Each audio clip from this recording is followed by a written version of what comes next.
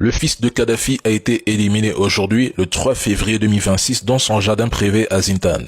Les autres enfants de Muammar Kadhafi sont en exil, loin de la Libye pour des raisons de sécurité et d'absence d'activité politique publique.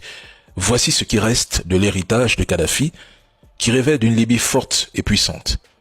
Selon des sources proches de la famille et des médias libyens, 4 assaillants non identifiés l'ont abattu avant de s'enfuir rapidement, après avoir infiltré sa résidence alors que les caméras de surveillance étaient désactivées.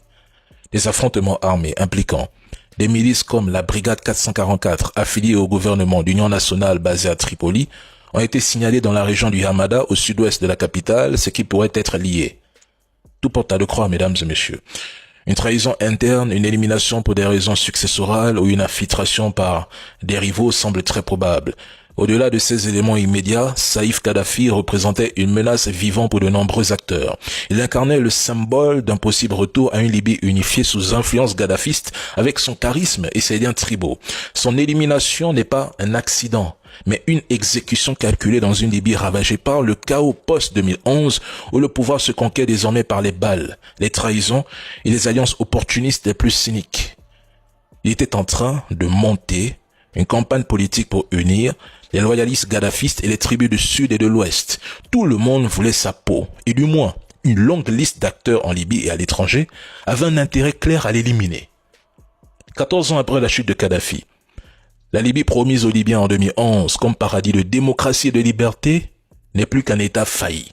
Un pays balkanisé, pillé par des milices mafieuses, des seigneurs de guerre et des puissances qui se gavent sur son pétrole et son chaos, transformant bien sûr l'ancienne nation prospère en un enfer permanent où les promesses n'étaient qu'un mensonge, une illusion pour justifier le carnage et le pillage.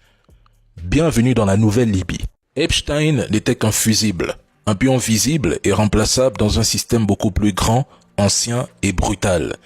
C'est triste, mais ce système ne va pas s'arrêter avec Epstein. Au contraire, ce système se réorganise, s'adapte et continue parce que c'est un système en profondeur, pas seulement une affaire d'Epstein. N'oubliez jamais que ce système se protège lui-même. Si toute la vérité sortait, des gouvernements, des réseaux, des alliances, des puissants et l'ordre mondial seraient ébranlés. C'est une opération transparence de façade. En réalité, elle sert à protéger des personnes puissantes. Le but est de faire beaucoup de bruit sans vrai résultat judiciaire, c'est tout. On donne l'impression de régler le problème, d'exposer le système sans jamais l'attaquer vraiment. Publier énormément de documents d'un coup crée un grand chaos. Il y a des millions de pages mal classées, répétées, partiellement censurées, avec des informations incohérentes. Les images et vidéos sont aussi très coupées. Les informations dangereuses sont noyées dans une masse de bruit. Mais c'est une affaire très grave. Très grave même.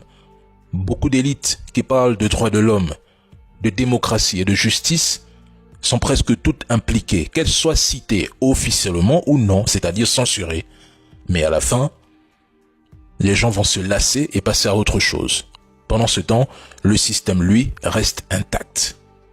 Les plus puissants restent en place, intouchables et peu connus. Et à la fin, l'affaire finira par se perdre dans le bruit, dans les questionnements et dans la peur, le choc, le traumatisme pour les victimes. Mesdames et messieurs, des Epstein, il y en a eu avant lui, il y en aura encore après lui. C'est ça la vérité. Le vrai pouvoir n'est pas dans ces crimes isolés, mais dans le contrôle qu'ils permettent. Et pour l'instant, personne n'a la force, le pouvoir ou la volonté de tout révéler.